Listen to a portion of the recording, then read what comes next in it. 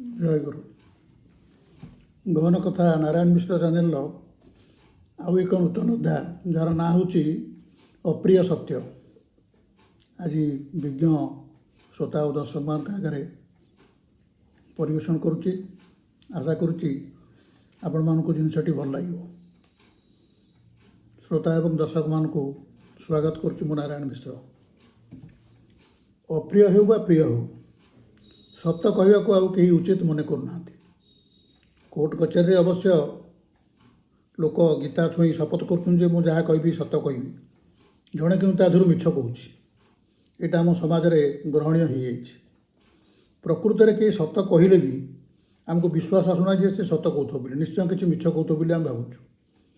ଆମ ସୌନ୍ଦର୍ଯ୍ୟକୁ ଯଦି କିଏ ପ୍ରଶଂସା କରେ, ଗୁଣକୁ ଯଦି କେହି ପ୍ରଶଂସା କରେ, ଭାରି ଡର ମାଡ଼ୁଛି।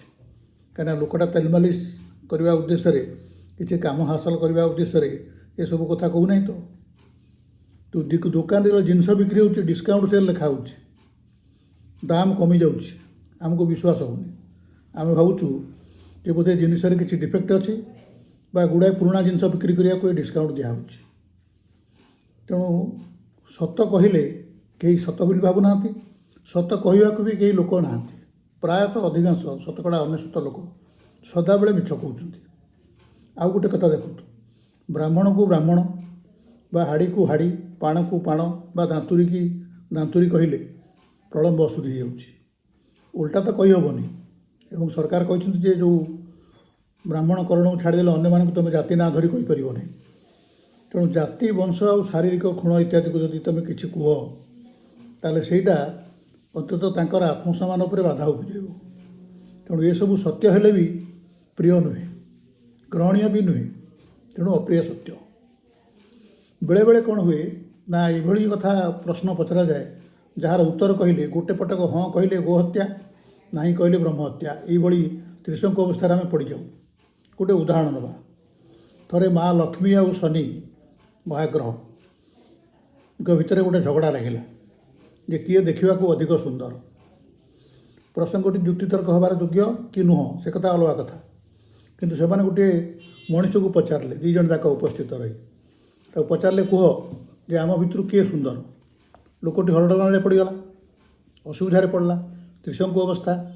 ଯଦି ମା ଲକ୍ଷ୍ମୀ କି ଅସୁନ୍ଦର କହୁଛି, ତାହେଲେ ଧନ ତିକ ସବୁ ଚାଲିଯିବ, ଏ ଭିକାରୀ ହେଇଯିବ।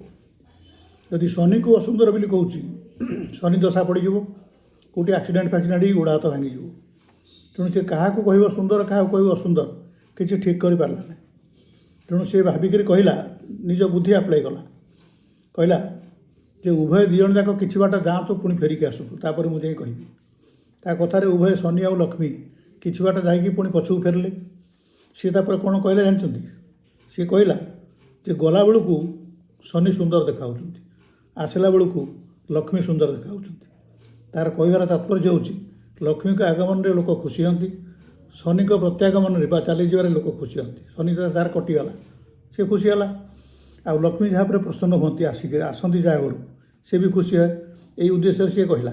କ'ଣ ବୁଝିଲେ କେଜାଣି, ଦୁଇ ଜଣ ଯାକ ତାକୁ ଧନ୍ୟବାଦ ଦେଲେ, କାରଣ ସେ ଦୁଇ ଜଣଙ୍କୁ ସୁନ୍ଦର କହିଛି। ଏବେ ବର୍ତ୍ତମାନ ଦେଖନ୍ତୁ ଆଉ ଗୋଟିଏ ଉଦାହରଣ ନେବା। ଗୋଟିଏ ଜାହାଜ ଯେଉଁ ପାଣିରେ ସମୁଦ୍ର ମଧ୍ୟରେ ଚାଲେ, ସେ ଜାହାଜ ଜଣେ କ୍ୟାପ୍ଟେନ୍ ଥିଲେ। ସେ ଜାହାଜରେ ମାଲିକ ଗୋଟିଏ କମ୍ପ୍ଲେନ୍ ଖାତା ରଖିଥିଲେ। ଯାହାର ଯାହା ବିରୁଦ୍ଧରେ କିଛି କମ୍ପ୍ଲେନ୍ ହେବ ସେ ଖାତାରେ ଲେଖିବ। ଥରେ କ୍ୟାପ୍ଟେନ୍ ଲେଖିଲେ ଯେ ନାବିକଟି, ଗୋଟିଏ ନାବିକ ନାଁରେ, ଯେ ନାବିକଟି ମଦ ପିଇଛି, କାଲି ରାତିରେ ମଦ ପିଇଛି। ପିଲାଟି ପଢ଼ିଲା ଯେ କମ୍ପ୍ଲେନ୍ ଖାତାରେ ତା ନାଁ ଲେଖା ହେଇଛି। ସେ ସେଠୁ କ୍ୟାପ୍ଟେନ୍ ପାଖକୁ ଗଲା। କହିଲା, ଆଜ୍ଞା ଆପଣ କାହିଁ ଲେଖିଲେ ଯେ ମୁଁ ମଦ ନା, ତୁ କାଲି ରାତିରେ ମଦ ପିଉନି? ମୁଁ କାଲି ରାତିରେ କେବଳ ପିଇଛି ନା, ମୁଁ ତ କେବେ ପିଏନି। ନା ହେଲେ ବି ମୁଁ ସତ ଲେଖିଛି ନା ନାହିଁ? ତୁ ରାତିରେ ମଦ ପିଇଛୁ କାଲି ରାତିରେ, ଏଇଟା ସତ ନା ନାହିଁ? ନା ହଁ ସତ। କିନ୍ତୁ ଆପଣ ଗୋଟେ କାମ କରନ୍ତୁ, ଯଦି ତାକୁ ନ କାଟିବେ, ନିଶ୍ଚିତ ଲେଖିଛନ୍ତି ଏବଂ ତାକୁ ରଖିବେ, ତାହେଲେ କେବଳ ଗୋଟିଏ ଶବ୍ଦ ଯୋଡ଼ି ଦିଅନ୍ତୁ ସେଥିରେ। ନା କ'ଣ ଯୋଡ଼ିବି?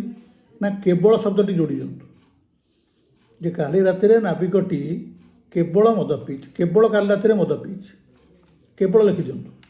ନା ନାଇଁ ମୁଁ କିଛି ଲେଖିବି ନାହିଁ। ନାବିକଟି ମନ ଦୁଃଖ କଲା। ପିଲାଟି ନିଜେ ନିଜେ ଭାବିଲା କ'ଣ କରିବ।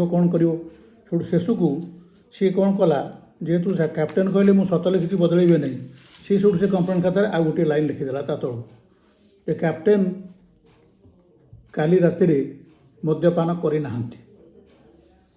କ୍ୟାପ୍ଟେନ୍ ପଢ଼ିଲେ କହିଲେ ତୁ କ'ଣ ଲେଖିଛୁ? ନା ଆଜ୍ଞା ଆପଣ କାଲି ତ ମଦ ପିଇନାହାନ୍ତି। ନା ନାଇଁ ପିଇନାହିଁ। ନା ମୁଁ ତ ସେଇ କଥା ଲେଖିଛି ଯେ କ୍ୟାପ୍ଟେନ୍ କାଲି ରାତିରେ ମଦ ପିଇନାହାନ୍ତି। ନା ତୁ ଲେଖିଛୁ ଯେ, କିନ୍ତୁ ୟାର ଅର୍ଥ ବାହାରୁଛି ଯେ ସବୁଦିନ ପିଅନ୍ତି, ଖାଲି କାଲି ରାତିରେ ପିଇନାହାନ୍ତି। ନା ମୁଁ ତ ସତ କଥା ଲେଖିନି। ନା ତୁ ସତ କଥା ଲେଖିଛୁ। ଖାଲି ଏତିକି ଲେଖିଦେ ଯେ ଆଜି ରାତିରେ ମଧ୍ୟ, କାଲି ରାତିରେ ମଧ୍ୟ କ୍ୟାପ୍ଟେନ୍ ମଦ ପିଇନାହାନ୍ତି। ତୁ ମଧ୍ୟ ଶବ୍ଦଟି ଲଗେଇଦେ। ନା ନାଇଁ ମୁଁ ଆଉ ପରିବର୍ତ୍ତନ କରିବିନି। ଯଦି ଆପଣ ମାନୁଛନ୍ତି ମୁଁ ସତ ଲେଖିଛି, ତାହେଲେ ପରିବର୍ତ୍ତନ କାହିଁ କରିବି? ପରିବର୍ତ୍ତନ କରିବିନି। ତାପରେ କ'ଣ ହେଲା ନା ଫଳସ୍ୱରୂପ କ୍ୟାପ୍ଟେନ୍ ଆଉ ପିଲାଟି ଉଭୟ ସେମାନଙ୍କର କମ୍ପ୍ଲେନ୍କୁ ଫେରାଇ ନେଲେ, କାଟିଦେଲେ। ସେ ଖାତାରୁ ସେ ପେଜ୍ଟିକି ପୁରା ଉଡ଼େଇଦେଲେ। ତେଣୁ ଏଇ ଜିନିଷରେ ଯେଉଁ ମାନେ ଅପ୍ରିୟ ସତ୍ୟ କହିବ କାହିଁକି, ଏବଂ ଯାହାକୁ ଭଲ ନ ଲାଗୁଛି ସେଇଟା କହିବ ସତ୍ୟ ହୋଇପାରେ, କିନ୍ତୁ ଯଦି ସେଇଟା ଅନ୍ୟ ଲୋକକୁ ବାଧା ଦେବ, ସେଭଳି ଅପ୍ରିୟ ସତ୍ୟ କହିବା ଉଚିତ ନୁହଁ। ଅପ୍ରିୟ ସତ୍ୟ ସବୁବେଳେ ବାଧା ଦିଏ। ସତ୍ୟ କୁହ, ଅପ୍ରିୟ କଥା ବି କୁହ, କିନ୍ତୁ ଅପ୍ରିୟ ସତ୍ୟ କୁହନି। କାହିଁକିନା ସେଇଟା ନିଶ୍ଚିତ ଭାବେ ଅନ୍ୟ ଲୋକକୁ ବାଧା ଦେବ। ଆମେ କହିଛୁ ଯେ ଯେଉଁ ଜିନିଷଟା ଅନ୍ୟ ଲୋକ ମନରେ ବାଧା ସୃଷ୍ଟି କରେ, ଦୁଃଖ ସୃଷ୍ଟି କରେ, ସେଇଟା ହିଁ ପାପ। ତେଣୁ ତୁମେ କାହିଁ ପାପ କରିବ? ସତ କଥା କହିକି ପାପ କରିବା କ'ଣ ଦରକାର? ସତ କୁହ, କିନ୍ତୁ ଅପ୍ରିୟ ସତ୍ୟ କୁହନି। ଯେଉଁଟାକୁ ଅନ୍ୟକୁ ଭଲ ନ ଲାଗିବ, ତା'ର ଖରାପ ଗୁଣ, ସେଇଟାକୁ ପବ୍ଲିକଲି ସର୍ବସାଧାରଣରେ ପ୍ରକାଶ କର ନାହିଁ। ଆଉ ଗୋଟିଏ ଉଦାହରଣ ନେବା।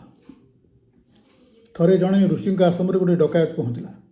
ସେ ତା'ର ଯାହା ଚୋରି କରିଥିଲା ସବୁ ରଖିଦେଇକି ଲୁଚିଗଲା।